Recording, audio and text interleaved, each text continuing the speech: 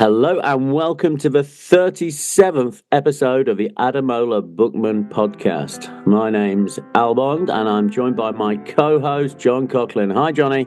Hey Al, how are you doing? This week we are doing Gazza in Italy by Daniel Storey. Signore will take the free kick. Gascoigne, yes, he's got it! His first goal for Lazio comes 3 minutes from the end of the Rome derby.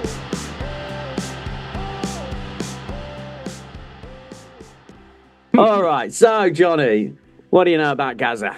Well, we've talked a thousand times about how you're that little bit older than me, and Gazza was I kind of started watching football after Gazza was good. So I never got the Gazza as a good player kind of years. I started watching when he was in Italy, actually, really. I was watching football when he came back to Rangers and when he was playing for Middlesbrough and things like that, when he wasn't very good. But I didn't see him for Spurs, so I never caught the real magic of it. How good was he? I missed his glory years. I mean, they were the late 80s, early 90s. We didn't have there was no Sky back then. So, yeah, you didn't see much of it. And I think more than anything, reading this book is realised that his talent was obviously undeniable. I mean, he's described as the greatest footballer of his generation by Alex Ferguson, but there's no denying that talent was sporadic, right? It was on and off. And basically, after the knee injury, I mean, it's just so bits and pieces, isn't it? His whole career is just moments here and moments there. How much do you remember of World Cup 1990? Certainly outside of England, that is my formative. Outside of Forest, that is my formative football watching. Yeah, I watched all of 1990. That's when you came online in a football memory sense. Yeah, that's when I started to really, feel pain in football. Other than my brother being born in 1989, the World Cup in 1990 is my first memory. I was 6 as well. I should probably have more memories, but I don't. I mean, that's quite interesting. I think my first memory is putting a staple through my thumb at about 3 years old. But you never know, do you? It could all be false, couldn't it? I once stapled my thumbs together. Oh, you did? It was wildly painful. Yeah, my mum soothed me by putting me in front of the flumps. You remember the flumps, Johnny? I bet you don't. Maybe I saw them before I was 6. Okay. Good answer. Anyway, so, yeah, I mean, you saw the magical moments with Gazza, but what he certainly was, the other day we did the Duncan Ferguson book where the author has the audacity to suggest he was like the most significant and controversial footballer of his generation. Well, he wasn't. That was Gazza, right? Gazza was the most famous English footballer until Beckham. Yeah, so there's a lot of talk about this Gazza mania. Was he the first, George Best was from Northern Ireland, so he was a good bit earlier, but was Gazza that first kind of media darling, if you want, of, that kind of football as celebrity in England? Yes, I'd say so. I mean, the other significant footballers before him, it was like, Captain Marvel, Brian Robson, but he didn't really have any significant personality. Chronic alcoholism, but other than that... I mean, there was also Lineker, who was very white bread at the time, John Barnes, who was significant, but really not a media presence also, other than like Isotonic Lucozade Sport. But Gazza, he absolutely was the media darling. And Daniel Storey looks into that. I mean, he says at one point, before 1990, the enduring image of an England player would be like Terry Butcher with blood dripping down his face, a big blood-soaked bandage. And, it's a great look, no question at all. But Gazza was like a young man, good at football, a proper lad, hard drinking. But then he also cried. He also cried on the television. He cried tears of self-pity. And that's, the author posits that this really was the beginning of a new man. The new man phase we heard all about in the 90s. But yeah, someone who was a cool footballer, a tough guy your mates could respect, but there he was sobbing away on television, feeling sorry for himself. It is an enduring image, and I think it was a seismic moment for football, certainly in England. So that kind of ponce would be totally out of fashion now again. Well, that's it. I mean, who do we see crying on a football pitch now? Cristiano Ronaldo. He doesn't get the same sympathy, does he? Everyone jeers and laughs. But yeah, but the manosphere would have no truck with the likes of Gazza. Oh, no, crikey, no. Well, that's it. Poor Gazza. It says here that semi-final game was watched by 26.2 million people in England, which at the time was more than half the population. That is a lot of people watching you cry for getting a silly booking. That is a lot. I mean, it really must have had a big effect on everybody. So the import of the crying and the booking was he'd missed the final. Yeah, absolutely right. Yes, that's it. He received his second yellow card. So if England were successful, he wouldn't be able to play in the final. And as he says, this was the best time of his life. He couldn't believe it was ending. It's not how Roy Keane dealt with it in 1999. No, there's more than one way of dealing with it. But Gazza's Gazza, isn't he? And that's what he was. Salman Rushdie said, "Has anyone ever before become a national treasure just by crying on the television?" And no, I don't think they had they?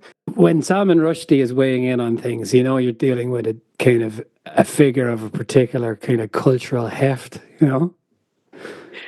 Yeah, he doesn't comment on like Peter Crouch's latest antics, does he? Like, not so much. Not so much. Gazza really was. Yeah, he was. Terry Wogan, when he described him as the most famous and the most popular man in England. Yeah, and I think that probably would have been true at that time. Yeah. Okay. Well, then let's just dive into this book.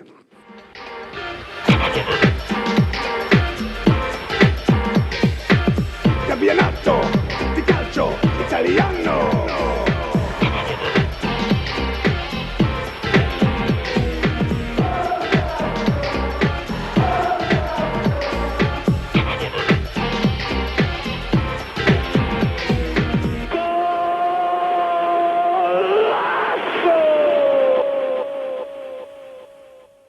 Very much the earlier part of this book, they set the scene with the whole World Cup 1990 hysteria, Gazamania.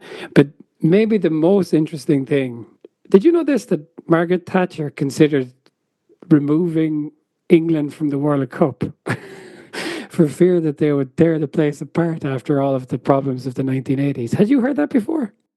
Yes, I had. Yeah, Thatcher had some fairly draconian plans regarding football hooliganism. I remember being a little boy and one of my grandmother's friends suggesting that she was American. Why don't we just ban soccer? And as like a 10-year-old, I was like, well, I'm not sure that's a decent plan. But yeah, imagine the uproar if they just pulled them out of the World Cup, and how counterproductive that would have been. As really, that was the beginning of a solution to the problems of football in the 80s.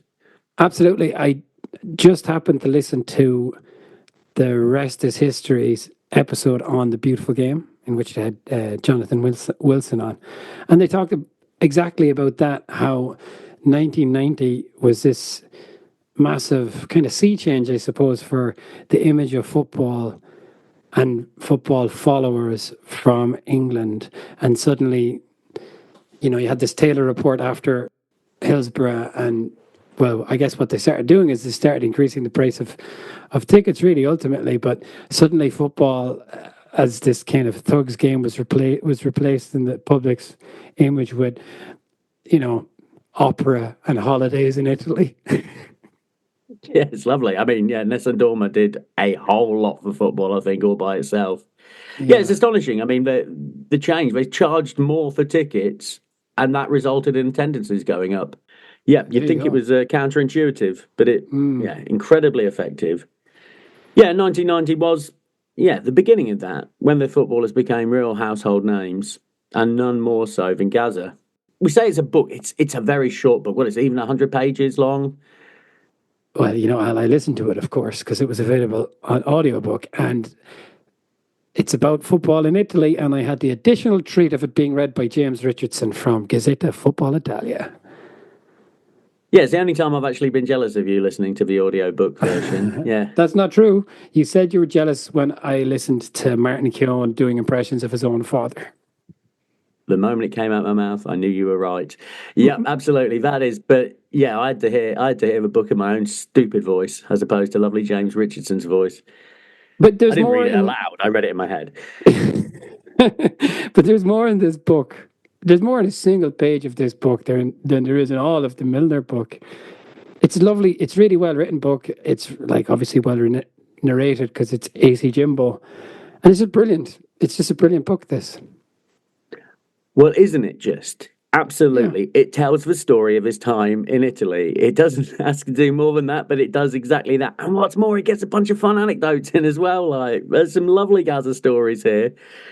Yeah, I mean, yeah, I don't want to jump ahead to the end of the podcast, but yeah, this is good. If you have any interest, and I learned so much. I knew of Gazza's time in Italy, but I didn't really know what went down, and now I do. It's excellent.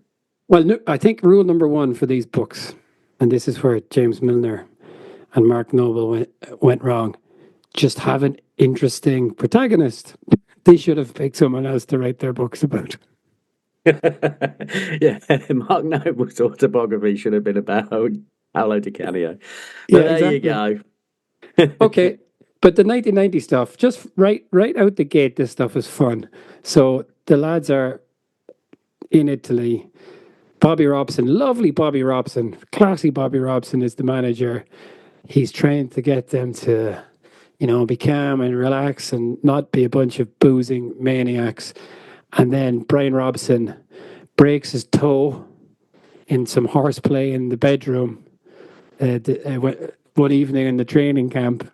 And then later on, Gazza breaks his toe diving into a swimming pool. Yeah, there you go.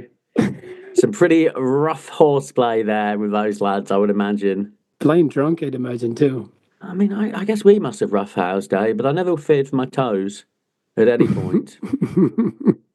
The whole Gazamania stuff, I didn't know that. There was quite so much hysteria around Gazza. I mean, I have to be honest, Johnny. I went to a private school. It was a rugby school. So I'm not sure how much hype I was exposed to, frankly. I mean, I missed out a lot of this because there's a lot of talk about the Football Italia show.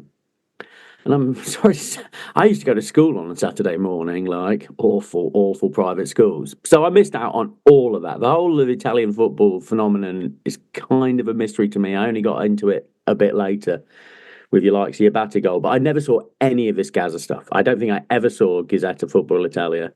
I definitely watched it. And I remember I would watch the magazine show, but not so much the matches on the Sunday because they were a bit boring. Yeah. Oh, wow. There's some statistics about Italian football there.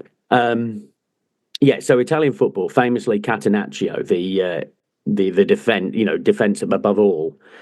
There's a famous Italian quote saying like the perfect game of football ends 0-0 because there's been no mistakes.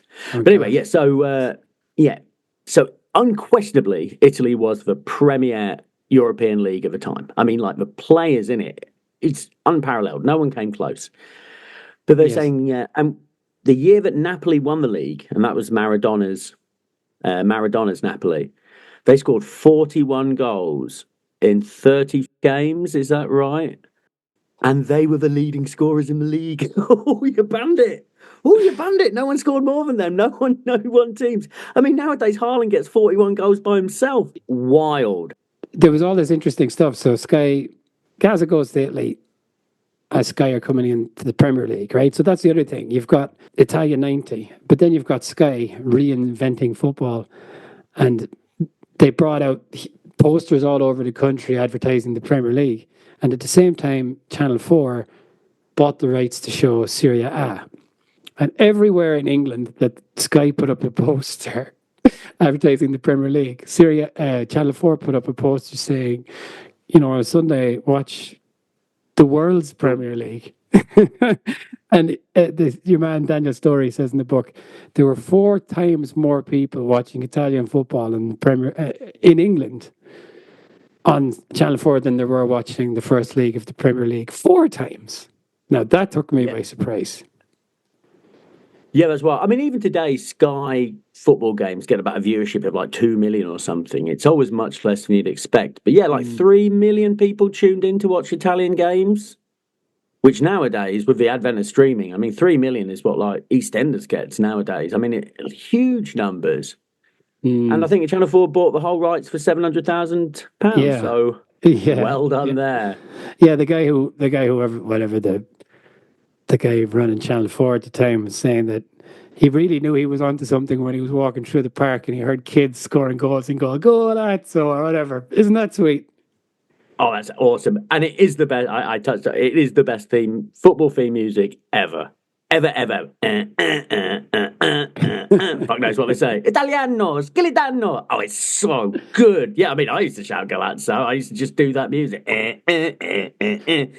Yeah, but really I don't remember Gazza being such a massive part of the football show itself, the Gazzetta Football Italia. So the original plan was for Gazza to host the show. Worked out pretty well for AC Jimbo, really, didn't it? It just seems laughable now, doesn't it? With everything we know, like, oh yeah, maybe Paul Gascoigne would be a good host. So no, yeah, AC Jimbo. Well, he did the whole world a favour by giving us James Richardson. But he sounds like it was a pretty good sport, right? He'd turn up and do all the daft things they wanted to do for the show. And he brought some friends, brought Lombardo. I thought that was classy. I actually do remember the Lombardo stuff, I think. So if I just, if I may just step in very quickly. So after the 1990 World Cup, the Italian League decided they wanted to bring some English players over to the Italian League. And so they sent a conglomeration over.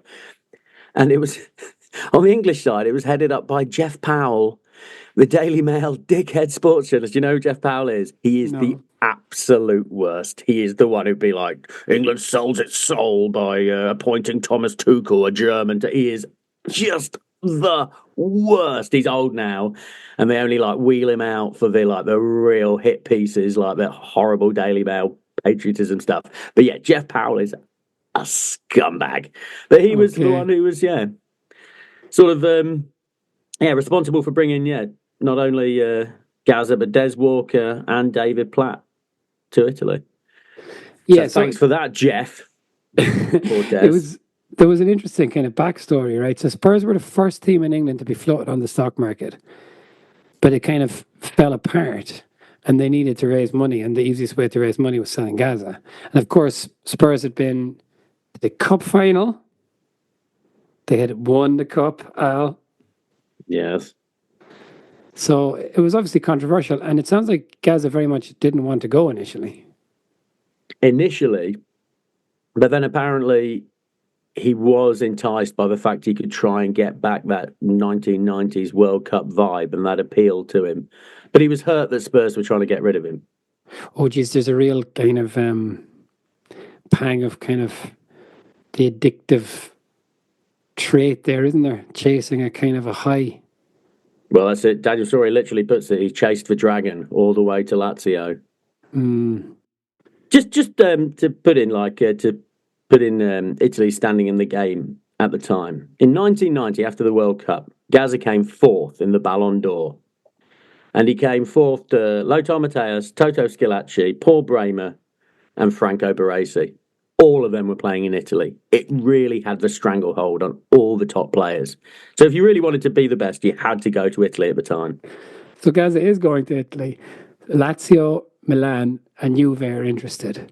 And Agnelli, the older Agnelli, Okie the father of the other guy. You can't see it, listeners, but I'm rubbing my hands together here like, it's some Gazza stuff. Okay, yeah. So Juventus are interested in signing Gazza, you say? Yes. And Agnelli went to meet him. Oh, yes. Good. What happened, Johnny? So did Paul Gascoigne talk about the prospect of moving to Juventus, what that would mean for his life and his football prospects? How did Gazza react to meeting Agnelli? He put the elderly Agnelli in a headlock. Oh, he did? That doesn't seem right. What did he do then? Well, I can't remember.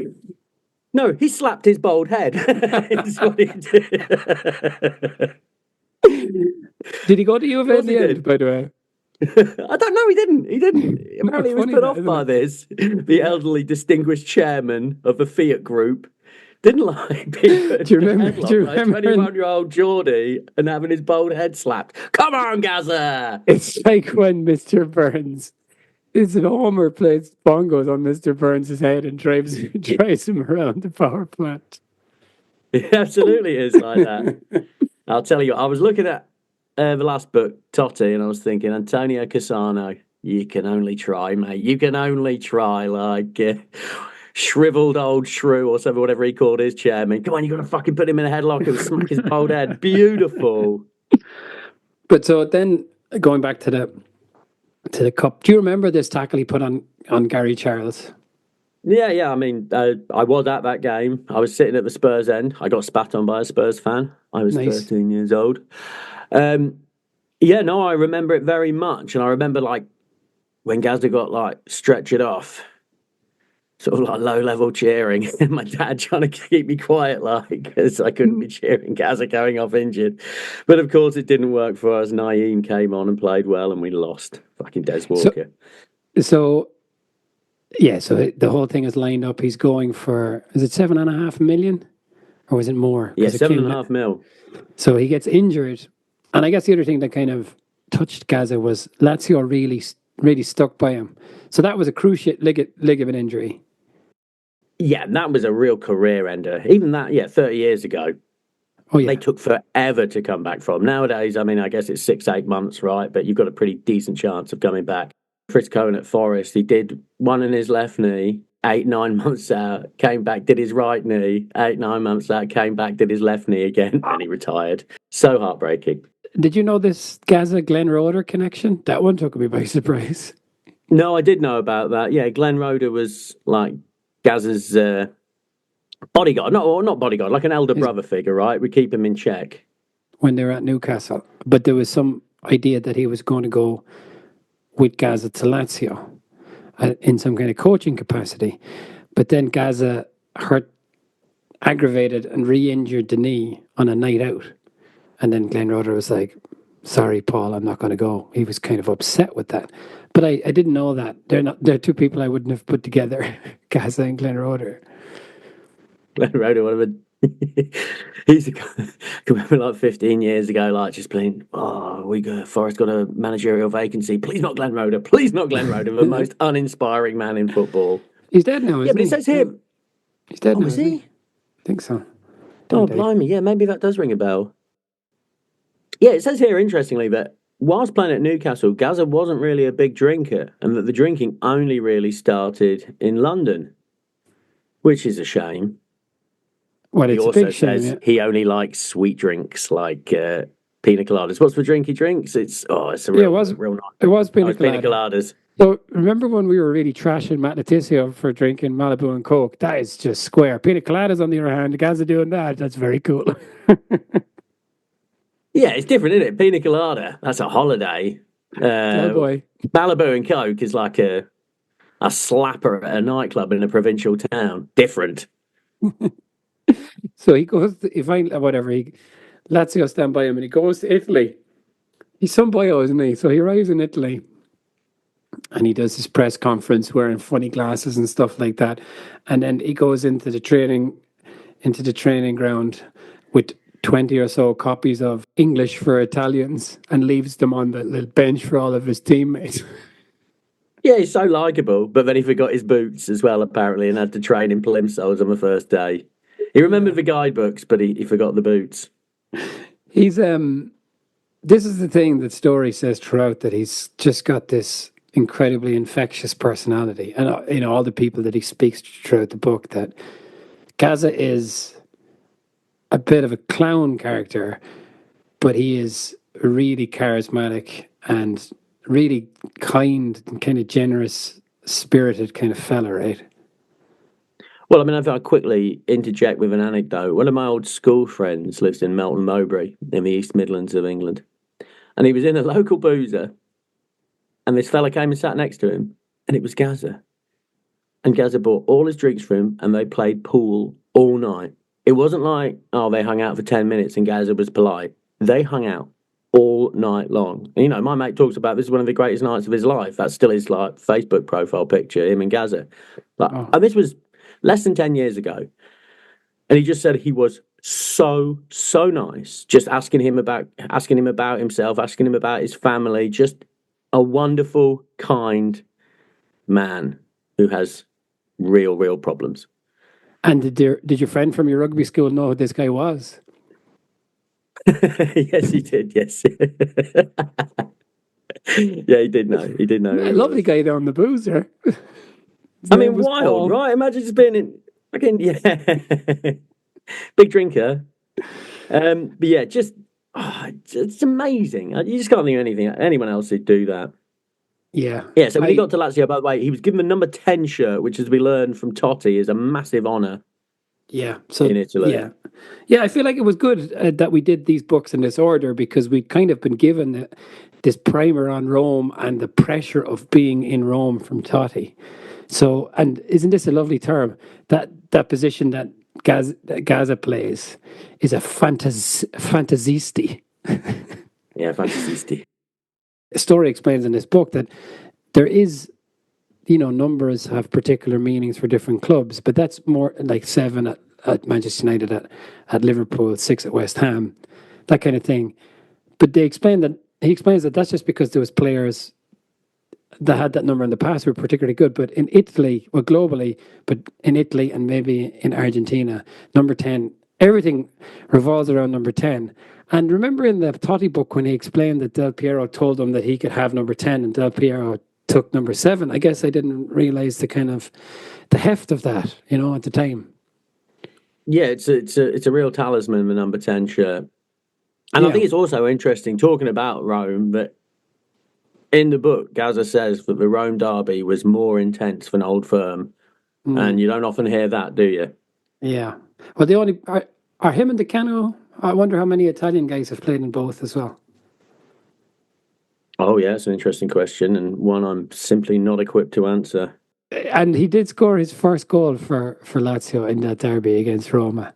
And there's always just these really charming wrinkles with Gazza, and the Roma fans were throwing things at him. One of them was a Mars bar. So he cracks open the Mars bars and has a little bite for himself. What a class act. There's a really nice video of Gazza at the time, in advance of that match, and he's saying that he's really struck by how everyone stopped. He can't go out at the moment. Everybody's stopping him in the street saying that they have to beat Roma. And he says it struck him that this is really a matter of life or death for the people of Rome. And I just hope I'm still alive next week, which is really nice, I thought. But yeah, okay. That goal against Pescara, woof, that's Maradona Messi level stuff, isn't it? It sort of is. I don't know, it just looks... I watched it, and like Storey talks about it as being his greatest goal. It looked like they're playing on a fucking cabbage patch. It's so ugly, the ball, and it sort of bumbles and stumbles and scuffs off him a bit. I'm not saying he didn't... It's not his best goal for me, brother. No. He scored one in the FA Cup against Cov or Wimbledon. That was better. And obviously the free kick against Arsenal was better. And obviously the goal against Scotland was better. No way is the goal against Scotland better. Fuck off, Johnny. What are you talking about? That's the greatest goal ever scored. Yeah, but that was just because of what it meant, where it was, and all those things. This goal in itself is okay. Pescara. Am I familiar with Pescara in any other sense? No. But is that team is literally called like Fishy, right? I mean, is that...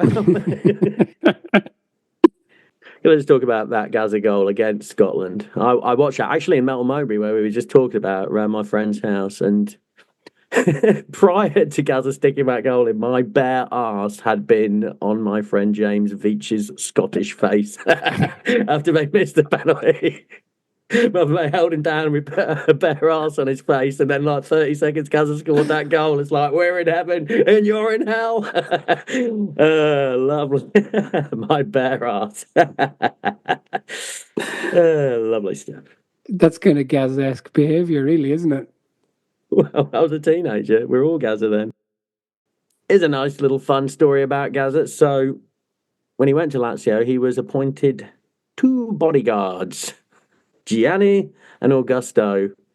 And one time they were outside his hotel room and they heard a scream, and they ran in, and there was Gazza's shoes by the balcony, and he was gone, jumped over, and they were worried. And then there was Gazza laughing away in the bathroom because they thought he was dead. And so they stuck a gun in his face and told him not to do it again. So that's nice.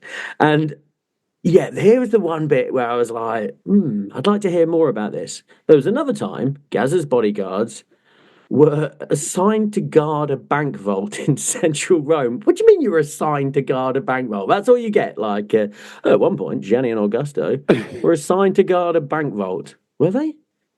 Have you ever been assigned to guard a bank vault, Johnny? Well, Jenny and Augusto were. And they said, don't let anyone in the bank vault. That's your job because you're guarding it. Bad. Yeah, absolutely. Definitely don't let a crazed Geordie in there. Anyway.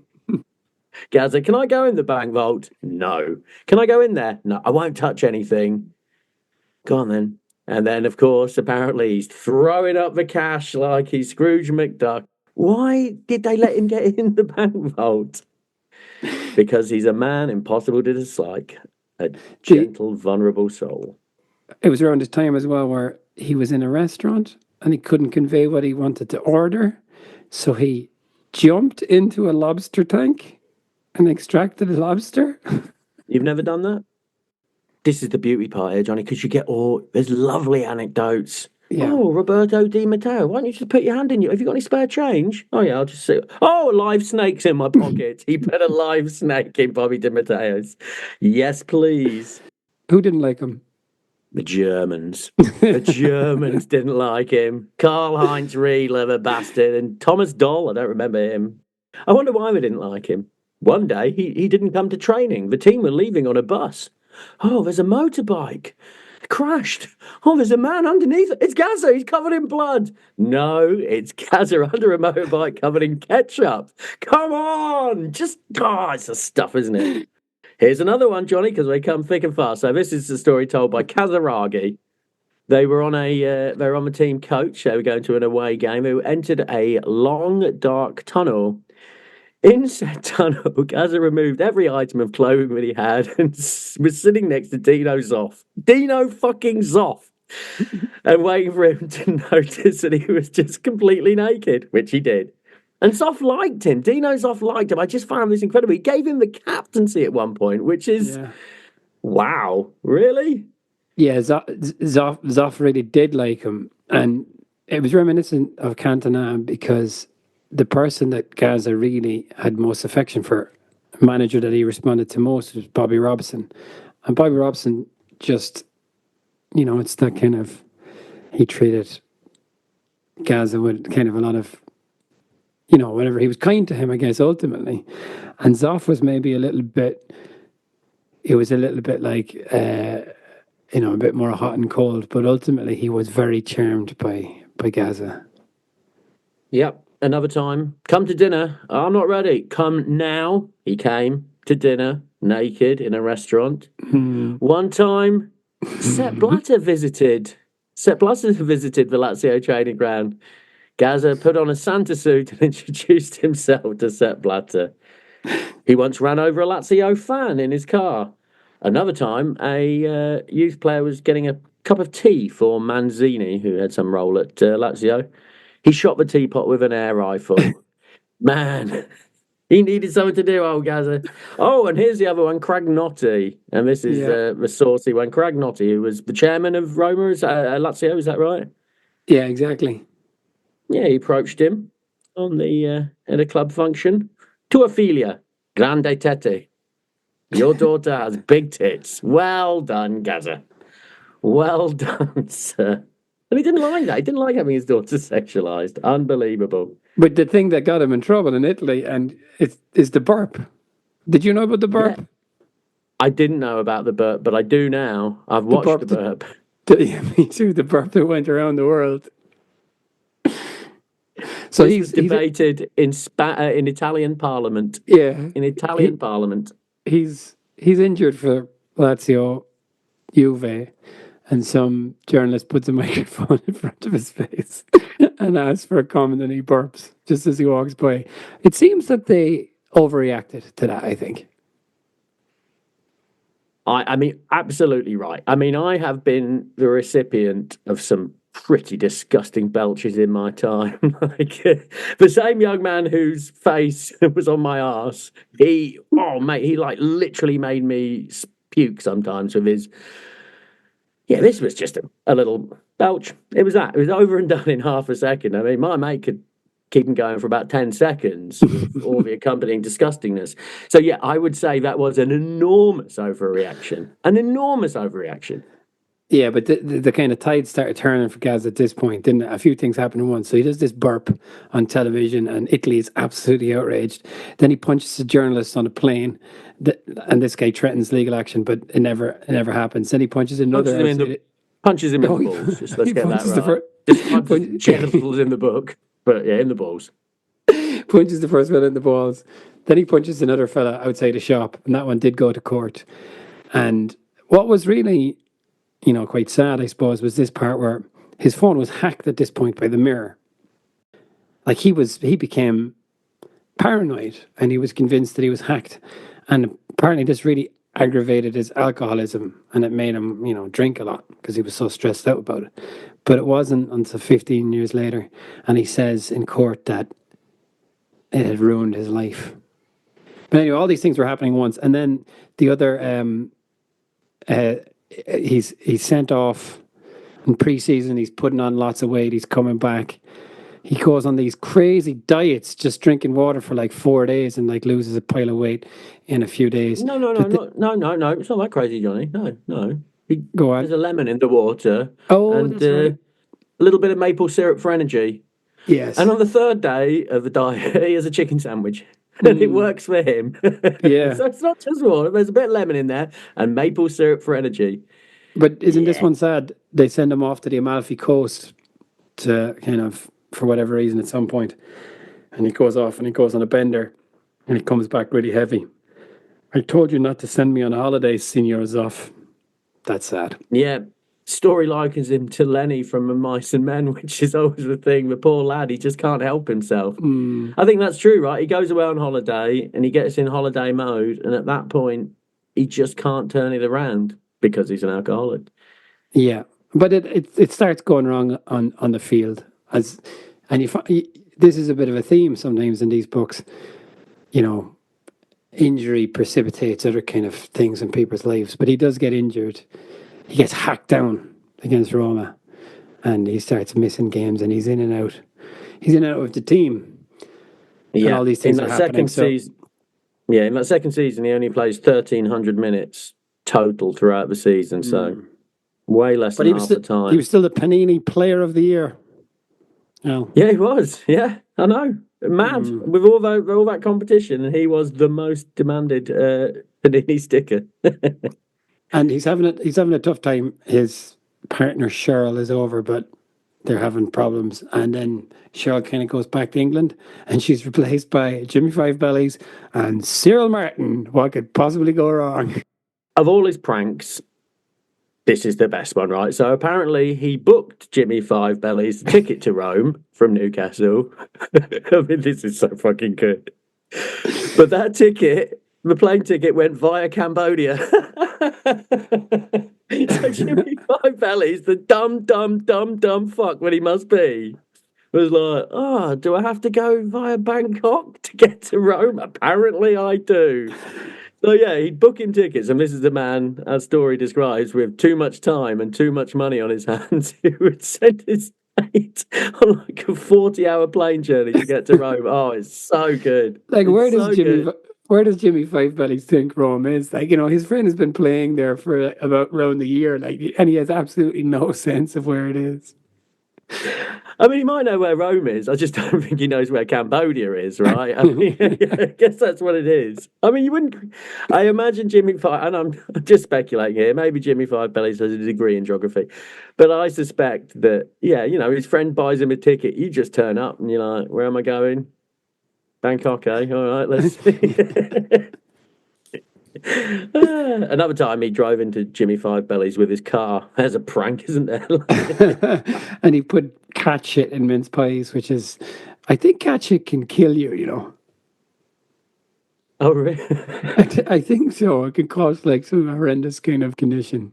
The other thing that happens is there's a change of manager. Zoffa told Gazza that he could drink as much as he wanted so long as he played well. And Story kind of explains that so long as results are good, no one really gives a shit about your alcoholism. It's only when things kind of aren't happening on the field. So at some point I laugh, but it's pretty sad. Like Brian Robson checked, it was Gazza into rehab when he went to Middlesbrough in the future after Gazza drank 32 shots of scotch. Just 32? You thought there was a 32. problem? Bloody nanny state. 32. Yeah. I mean, it is sad. And this is it. When he's left to his own devices, Gazza, he hasn't got a friend. He just turns to drink. And it's it very says depressing. They don't talk about it in great detail because maybe he doesn't have the information. But Gazza had a kind of a physically violent mother. So the story mentions that Gazza would weep when he talked about when his father was ill. So, he had some deep-seated issues. Obviously, this poor man. I mean, I'm just straying very quickly. I once watched this documentary, and do you remember Gazza went to play out in China? He went to play out in China when he was in his late 30s. It's a real Hail Mary. And he wasn't in like one of the big cities. It was the most depressing thing I've ever seen. Gazza was just sort of sat there by himself. He went to a snooker hall in China and would just play snooker. And he was just waiting for his dad and Jimmy Five Bellies to get there. It was so depressing. He just sort of sat in his room, went to training, couldn't speak to anyone, and then just went and played snooker for hours, for endless hours, just all by himself in China. I wonder how long Jimmy Five Bellies' trip to China was. Apparently they had come to meet him, but they'd stopped off in Hong Kong, his dad and Jimmy Five Bellies, and hung out there for a couple of weeks because it was much more fun than where Gazza was. Poor Gazza. Poor Gazza. And yeah, that actually gets touched on. There's a quote from Gazza and people saying, oh, it must have been brilliant back in the day. Like, there you were, king of the world, super famous. And he says, no, I was just always drunk and hungover and ashamed. Mm. And they were his golden years. They were the years like, oh, if he could have got back to that. But no, he was just always drunk. And there's always that myth that surrounds Gazza with if he'd gone to United, if Ferguson could have got hold of him, things would have been different. But I think Story really puts the myth to that. Like, Ferguson didn't have the ability to just make alcoholism disappear, did he? I mean, he would get rid of players who had that problem. Yeah, we got rid of Paul McGrath. Yeah, exactly right. So that whole thing's like, if only Ferguson got hold of Gazza, it could have been all different. Gazza would have been a 3-time Ballon d'Or winner. He wouldn't. He still would have been Gazza. He just would have been Gazza in Manchester. Yeah, absolutely. It would have been no different. That was certainly my takeaway from this as well. So he breaks his leg again in 1994, and that's kind of it for Gazza as a player, right? And yeah, well, that's it. And this new coach, our old friends, Zeman, who managed Totti at Roma as well. He was all about fitness, right?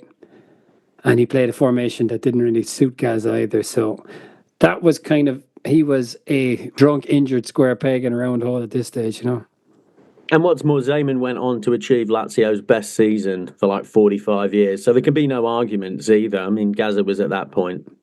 But they did improve. They did improve under Zoff. Like, they had gone from like mid-table to finishing more like 4th and 5th and challenging for Europe. So there had been improvements. But yeah, Zeman got more results. But not as much as our friend Sven, who's the one who brought them to the league later on after Zeman. Yeah, but one thing I remember when Gazza was going out, and I must have been 14 or 15 when he was going to Italy, and I remember a pundit saying, oh, just wait a little bit and then you can go to one of the really big Italian teams. And I do think that, that's it, AC or Inter or Juve would have been Lazio, sort of secondish level team. Well, yeah, Lazio in English football terms. Villa, Newcastle, Spurs. Exactly. Yeah, Spurs, exactly that. But Spurs who occasionally win. Yes. So this is his final season. Zeman's got no time for him. So he starts rocking into training on a Harley Davidson, smoking a cigar in his flip-flops. He's given up. He started 2 games and came off the bench for 2 games in 94 and 95.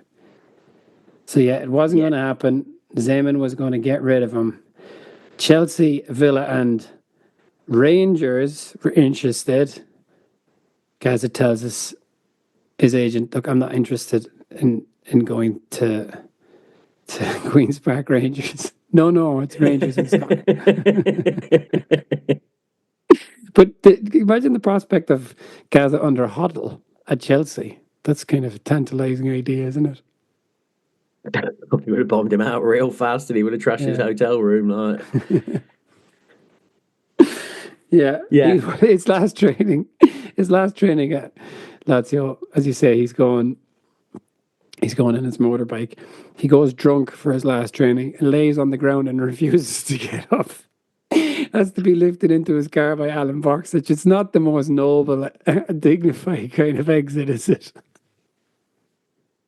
Yeah, I bet Boxage wasn't expecting that morning when he went into training. Yeah.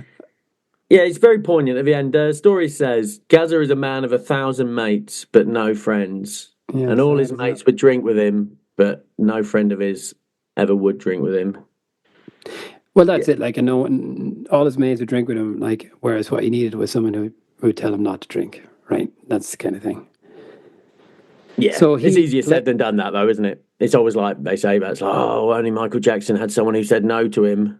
But if people did say no to Michael Jackson, they wouldn't be around Michael Jackson very much longer. Yeah, someone who said yes to him would happen. Yeah, well, he played 43 league games in 3 years, and according to the book, he was considered bidone, which is rubbish and overpriced. There was a book released called Bidone, which was all about shit footballers in Italy. He was on the cover. Yeah. But so it's double-edged, isn't it? Because there's still, at least when this book was written, there's still a Gazza banner at the Curva Nord, the North Stand, where all the Lazio ultras are. But then you didn't happen to notice that when you were there, did you? No, I was kind of at the other end. I wasn't in the Curva suit, but I was kind of right beside it, so I didn't see any Gazza. And the other thing, and I suppose these are the things that, endeared Gazza to the fans, was every time he scored, he jumped over the railings, like he ran across this, this running track and got as close to the fans as he could, He connected with the fans, if you want, but he only played 43 times, and he's kind of seen as, like, if you kind of zoom out and not look at kind of the noise around Gazza, he's seen as a bit of a footballing failure with a few flashes, like goals against Roma, the occasional lovely goal like the one against Pescara, but ultimately it was a failure. Yeah. His legacy was personality, not his footballing achievements. Yeah. Which I think is pretty much fair for his whole career, isn't it, really? Gazza was a man of moments, big moments, but you couldn't rely on him consistently, certainly not after the early 90s. This is how books should be done, I've decided. Like 4 chapters of Martin Keown's childhood. No thanks. What you want is straight into it on characters like Gazza and just tell one story and end it. Absolutely brilliant. Story was like great turns of phrases. It was really nostalgic. It was really nicely written. There was like great quotes, great stories. Read by AC Jimbo. Yeah, I love this. I think it was 2 hours long as an audiobook, but it was brilliant. It was brilliant. Absolutely. This was a story I didn't know the whole story of. 2 hours reading later, I do know the whole story of. And I'm happy to tell you can buy this book for less than £2 on Kindle.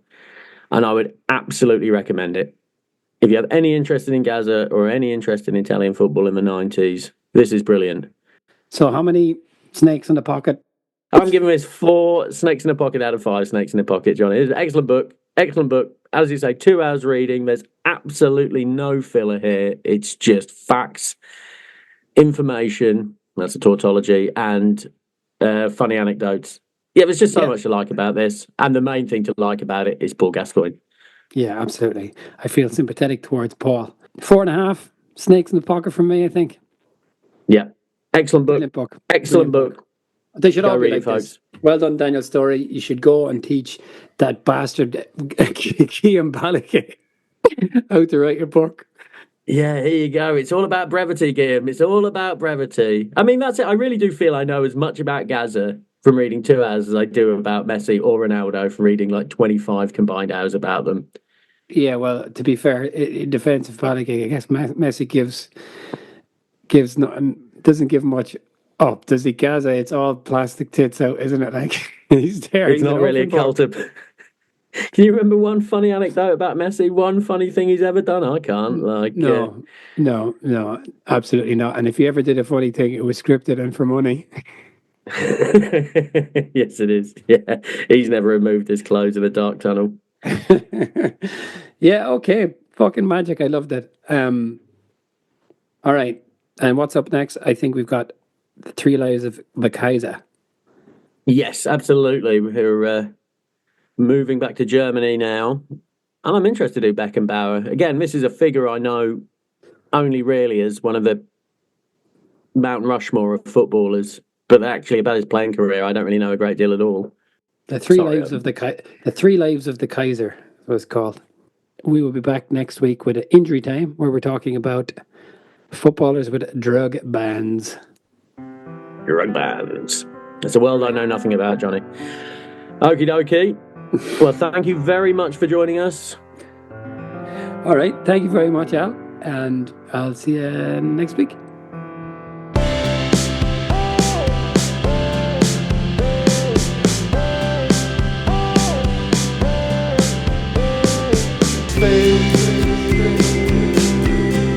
Let your body spin like there is nothing in life but dancing. I can't keep my hands off you, as if this look like glue.